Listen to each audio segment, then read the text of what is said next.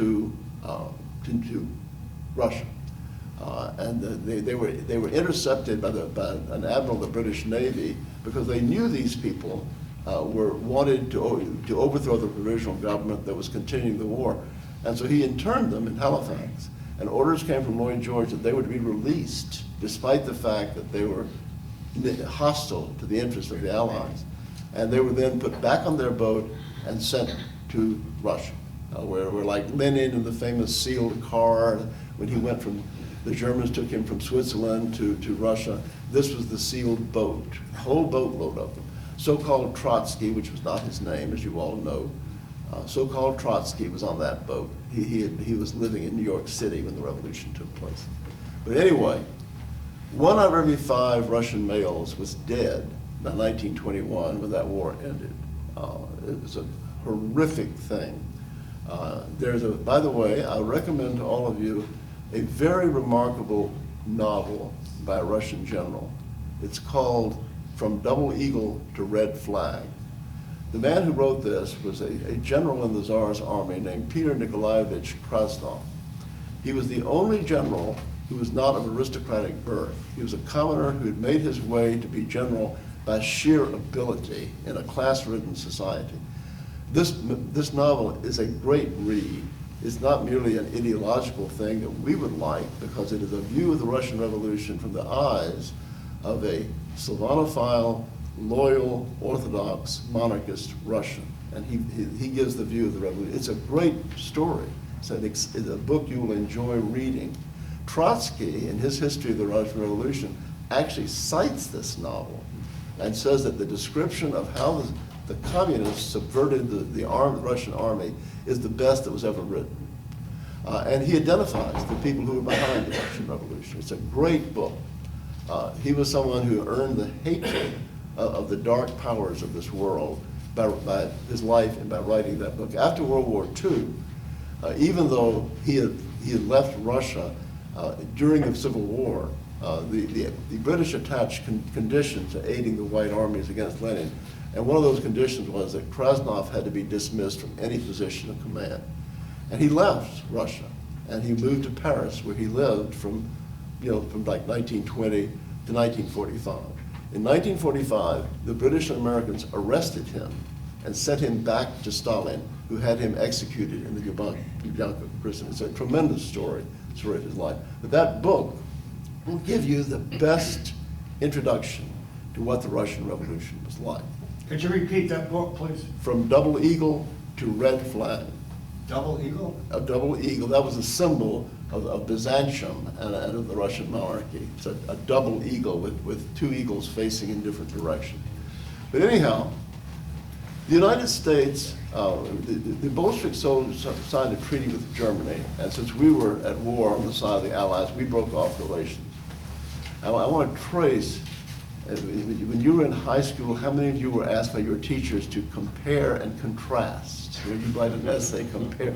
I want to compare and contrast the treatment that we gave Russia when she was under a Soviet, atheist, hostile government with the treatment that we have given Russia since the fall of communism. And it's a clear division of night and day. In 1933, we had the misfortune of electing one of the worst figures in American history, Franklin Delano Roosevelt, to the presidency, and his even more odious wife. Roosevelt and his wife were infatuated with communism. And so the Soviet Union had wanted recognition for a long time. It benefited them to get diplomatic recognition, to establish their bona fides as a legitimate government. But the U.S. had not recognized the Soviet Union. Well, Franklin Roosevelt did. And instead of extracting any kind of concession from Stalin for this bonanza that he gave Stalin, he let Stalin attach conditions upon what conditions would the Soviet Union allow us to represent them. And one of these conditions was that Franklin Roosevelt expropriated all the possessions of the Russian Orthodox Church in the United States of America and deeded them over to the Soviet Union. This was our government taking the churches of Christians and turning them over to the world's most famous atheist, And that is one of these episodes that gives you a chance to see what American policy really has been. It's interesting to ask ourselves questions, again, to compare and contrast also the difference between the Hitler government in Germany, and I'm not here to argue for the Hitler government, I'm just citing facts. I'll ask you all a question. How many Americans did Hitler kill before our entry into World War II? 0. How many Americans did Stalin kill before our entrance into World War II? Somewhere around 100,000.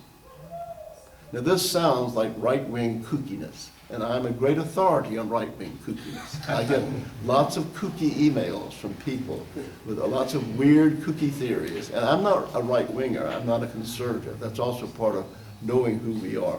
We are not conservatives, we are not right-wingers. We are advocates for our big, white, Christian European family. We're not painted into a corner by ideological labels. And on many issues, I am a liberal.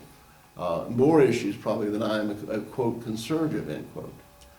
But anyway, there's another interesting book that I recommend to you. So get out your pencil, you fellow over there, the one person who did what I suggested, and take down names of books. This book is called The Forsaken, and it's by a Greek historian. He has a Greek name. He may be English, I don't know, but he has a Greek name, and he teaches at Oxford, the preeminent university in the English-speaking world. He's a historian. It came out about 7 or 8 years ago, and it is the story of Stalin's mass murder of American citizens. So this is not right-wing kookiness. This actually happened. What happened was there was a large supply of American foods. And of course, there's always a copious supply of American foods. And these foods in the late 1920s were induced by the Soviets to go over and work as volunteers to build the great paradise in Russia. And we don't know how many exactly there were of them, but there were lots of them. On one boat alone from New York City, there were over 2,000. And these people never came back. There were so many of them. There was a whole area of Moscow they lived in. They had an English language newspaper. And unsurprisingly, when they got there, a lot of them didn't like what they found. And Stalin began the mass murders, or continued the mass murders.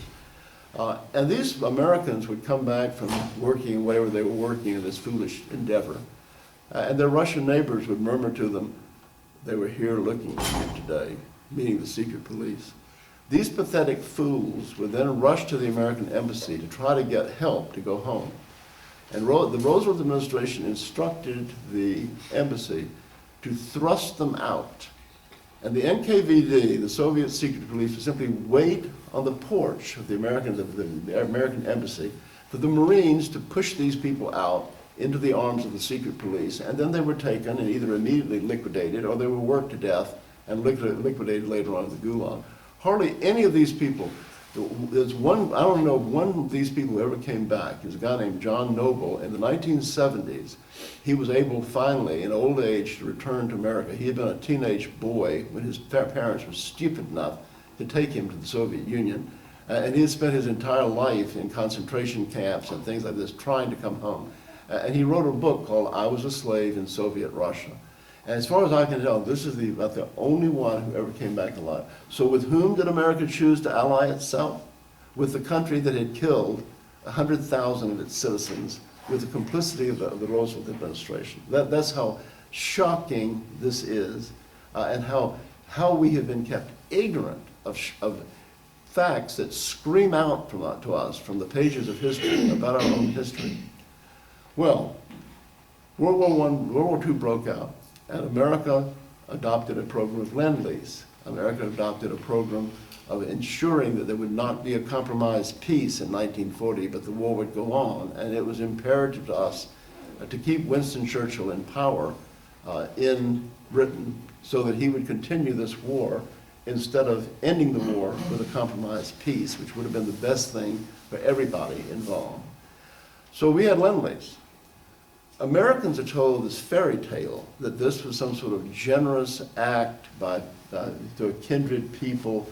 No, it was a very sordid act, not only for its purpose of preventing peace, but also the conditions that were imposed upon the British were severe. The entire gold reserve of Britain had to be turned over to Franklin Roosevelt. They had to agree to dismantle all tariff barriers to the United States in the British Empire with no reciprocal action by the United States. It was an economic death sentence for Great Britain. And Churchill was required to sign off on all these things. And this was carried out. This was the beginning of the liquidation of the British Empire that Churchill falsely claimed he had not become prime minister to perform. But he performed the suicide of the British Empire in order to get his place in history. That's another story. Anyway, condition after condition after condition was imposed upon the British by the United States. When Pearl Harbor happened, between December 7 and 1941, when Japan bombed Pearl Harbor, and New Year's Day, the United States instituted further changes in Lend-Lease. And those changes were that from here on out, Britain was to get no petroleum drilling equipment, no repair equipment, no repair parts for her petroleum industry in the Middle East. She was to get no machine parts. She was to get nothing but guns and ammunition. And here again, it was clearly intended to destroy a European Christian country. Churchill whined, and Roosevelt told him to stay in his place, and he saluted and clicked his heel, and he obeyed. Well, and again, in compare and contrast, in June of 1941, the Germans attacked the Soviet Union, and Roosevelt immediately extended Lend-Lease to Stalin. This time, though, in contrast to Britain, there were no conditions whatsoever. He got them all free. He got everything he wanted. And there's another great book that's come out recently by a great historian named Sean McMeekin called Stalin's War. And he details the war from the Soviet perspective and of course, in doing so, inescapably, he shows what dunces Roosevelt and Churchill were and how Stalin just ran circles around them. And he points out, no condition was ever attached to American Lend-Lease to the Soviet Union. We never required them to sign off that they would not annex Eastern Poland. We never required that they stop persecuting the church. Nothing. It was just, here it is. And we continued to give Lend-Lease to the Soviet Union after World War II was over, even after the Japs surrendered. We were still shipping armaments to Stalin. This is the cozy love affair between America and the Soviet Union when it was run by a brutal, anti-Christian, atheist, anti-Russian dictator. And we move on from there. There are these little glimpses, I say, that show the difference in American policy. In 1956, the Hungarians revolted. There may be some people in this room, I think I'm probably the oldest person here by far, but there may be a few of you who remember, any of you remember the Hungarian Revolution in 1956? Well, they revolted, and they were able to drive the Soviet army out of Hungary for about a week, and they had a government that proclaimed that it was leaving the Warsaw Pact and was going to adopt a position of neutrality like Austria had done next door in 1953. What did America do? We did one thing. Eisenhower sent a telegram to Tito, knowing that it would be shared with Stalin. Tito was opposed to an anti-communist government in Hungary, in which he said, it is the policy of the United States to oppose the creation of countries on the border of the Soviet Union that are hostile to the Soviet Union. This was the green light to reassure Khrushchev that, come on in, you can crush them, we won't do anything. And he did something else. When the Soviets came back in, they had tanks. The Hungarians had no tanks. And they had virtually no anti-tank guns. They were throwing homemade bombs at the Soviet tanks. The Hungarians were begging and pleading for help from the West. Franco agreed to fly anti-tank weapons to Hungary. And Adenauer, in one of the few times he ever did anything other than what he was ordered to do by the United States, offered to let the Spanish planes refuel on German airfields. They couldn't fly all the way to Hungary and back. Eisenhower called them up and cursed them out in barracks room language, said, "You will not send anti-tank weapons to the Hungarians." One of the Hungarian leaders, when he fled the country as the Soviets re-annexed it and slaughtered the anti-communists, remarked, we revolted and drove them out, and you did not send us so much as one single round of ammunition. Now that was the attitude when a country revolted against the Warsaw Pact, and Russia was ruled by a brutal non-Russian communist dictator. You have another example, and that, as I'll show, is not our policy in Ukraine now, when Russia is ruled by a non-communist traditional Russian. There's one more little incident before I move on to the fall of communism and the antagonism that has been created between us and Russia. Almost all of the Tsar's family were killed, but one sister, his mother and his sister, were able to escape. Now, the Grand Duchess Olga escaped and moved to Copenhagen. And her grandmother was Danish, so she took refuge in Denmark. After the war, the communists were trying to kill her. The so-called resistance, which was largely run by communists, were trying to murder her and her husband. And so they fled to Canada, and they lived on a farm in great simplicity in Canada. The White Russians used to have an annual fundraising ball in New York. It's called the White Ball. If you look it up, you'll find today the homosexuals have what they call the White Ball that raises money for their causes. But back then, the White Ball was a fundraising thing to help Russian refugees. They invited the Grand Duchess Olga during the Cold War, when we had a government telling us that it was fighting communism, which it never did. It just used the communists, the Bolsheviks, as a means to induce us to submit to their taxation and their oppression. The White Russians invited the Grand Duchess to come and be the honorary chairman of the annual ball.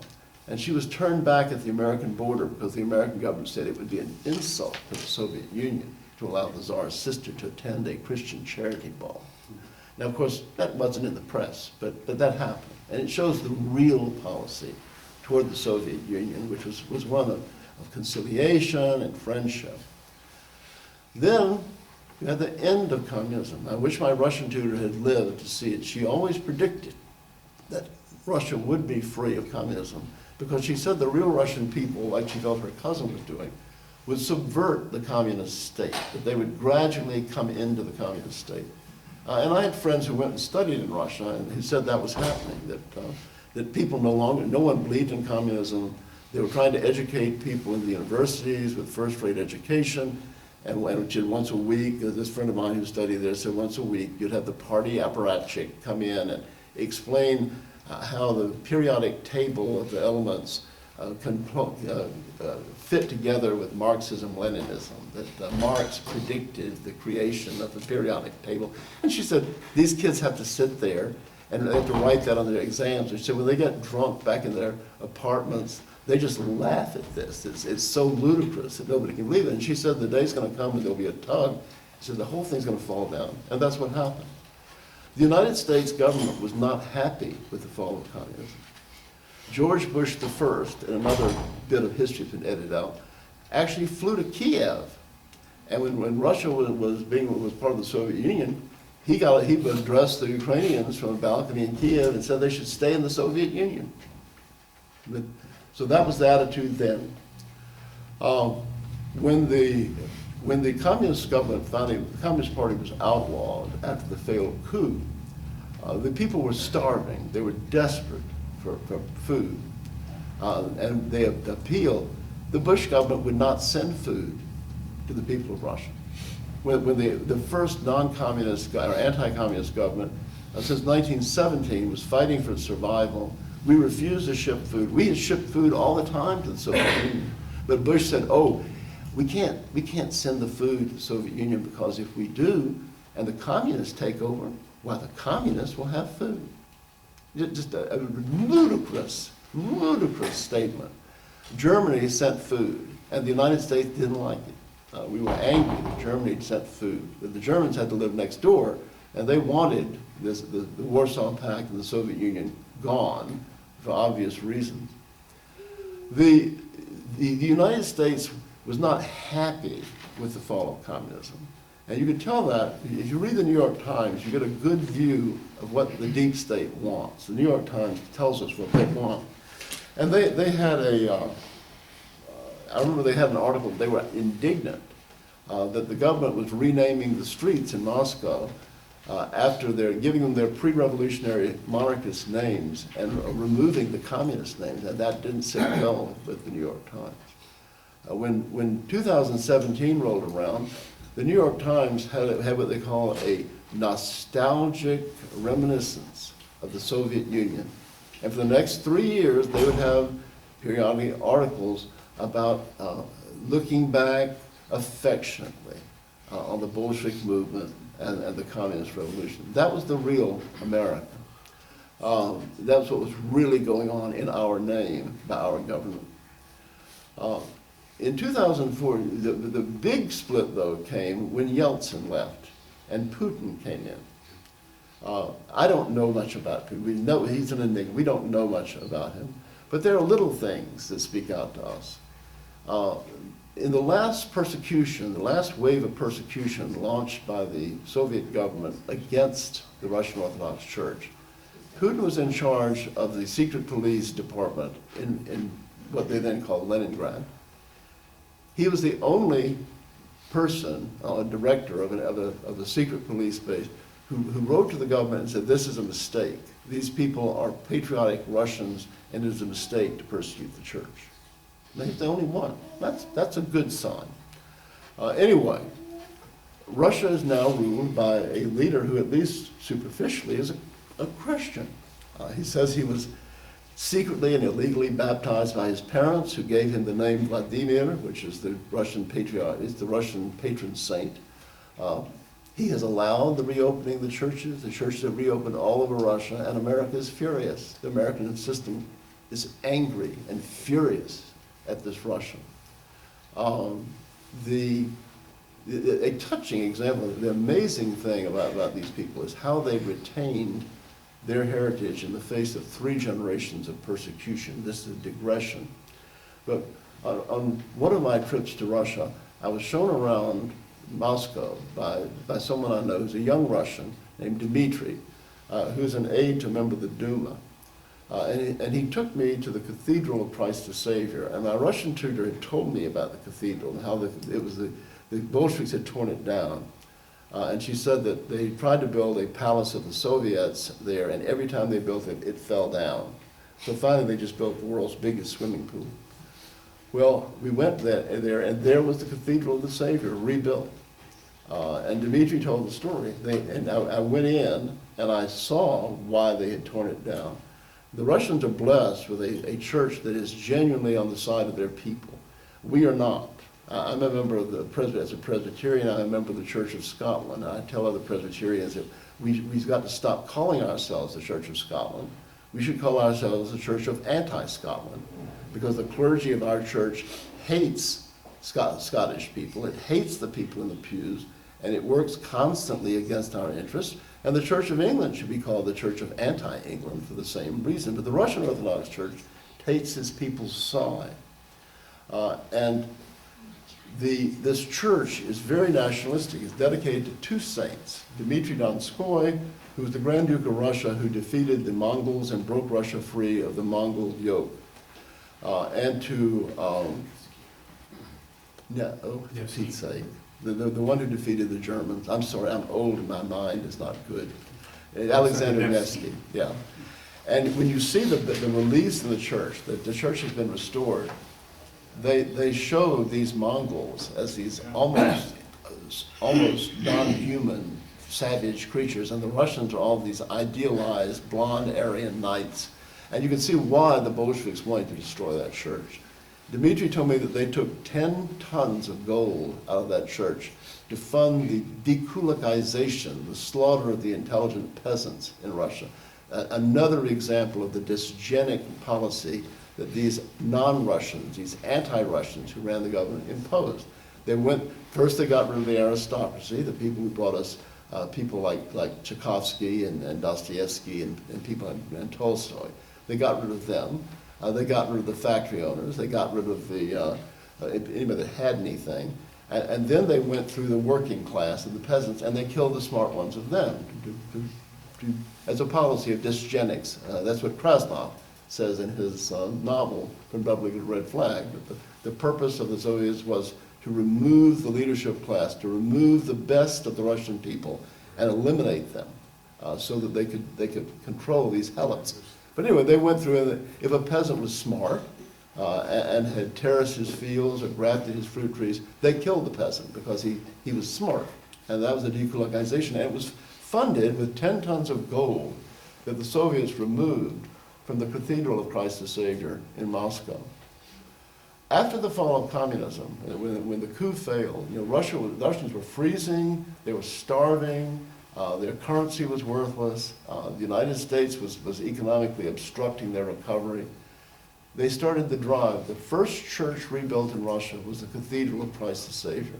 And Dmitry said that 1 out of every 10 residents of all ages in Moscow gave money to rebuild the cathedral. That is a tremendous story. Yeah, in America, people wouldn't even remember they'd ever been at the cathedral there, but they remembered. But anyhow, getting back to the subject of contrasting our policies toward a Christian friendly Russia with our policies toward a hostile communist Russia. The United States became furious when Putin came to power and the oligarchs had their snouts yanked out of the troughs. The oligarchs were non-Russians who had enriched themselves in the fall of communism. They were able to access foreign capital through their community, as they had been able to in Weimar Germany, and they bought up Russia for pennies on the dollar, pennies on the ruble. And Putin put a stop to that. And these people now live in London and New York. And the United States was outraged that these non-Russians had been removed from controlling Russia economically. And that's when we really put the hostilities on the front burner. In 2014, we overthrew the government of Ukraine. There was an election coming. There's no reason why we couldn't have waited till there was an election. But we did not want that government. This is no secret. This is not some kind of obscure, weird, right-wing thing from QAnon. We know who overthrew the Ukrainian government and why. Do any of you remember the tape of Victoria Nuland that was intercepted by the Russians? M2U00273. Yeah, another member of the community. The Russians tapped the phones at the American embassy, and they released the tape of our Undersecretary of State, Victoria Nuland, who is not an Anglo-Saxon, talking to our ambassador on who we were going to name to run Ukraine when we finished overthrowing the Ukrainian government. Now, we are all the way over here on this side of the Atlantic. We're, what, 6,000, 7,000 miles away from Ukraine? What in the hell business did we have to go on the other side of the globe to overthrow a government because it was friendly to its neighbor? Now we're engaged in all this silly Churchillian rhetoric. The evil influence of Churchill lives on in this example that you always support little nations in fighting their neighbor. This is not a good idea. Little nations have to get along with their neighbors. Canada has to get along with us. Canada's about 1/10 our size. It wouldn't be a good idea for Canada to get up our nostrils and start trying to cause trouble. We're not doing the right thing when we encourage nations like Estonia and Latvia and Lithuania and other nations, and Poland and Ukraine, to adopt hostile, provocative, adversarial attitudes toward Russia. They have to accommodate themselves. We have to be friendly, but we encourage them not to be friendly. So we overthrew it. There's a tape of this so-called American, who isn't an American, Undersecretary of State. She's back now under Biden. She's back in the State Department, saying we're going to overthrow them because they're pro-Russian, and we're going to name who's going to run them. And the American ambassador, I can't repeat the terminology because there are ladies present, but she said, the ambassador, well, we have to be worried about what the European Union will say about our choosing government. And she replied, deleted, of the European Union, which shows the contempt they actually have for the European Union. So we overthrew the government. And now we're in this phony self-righteousness about Putin trying to overthrow the government on his borders that's hostile to him. We did the same thing in 2014. Who are we to point a finger at Russia when we went around the globe and overthrew the Ukrainian government in order to install one that would pursue a confrontational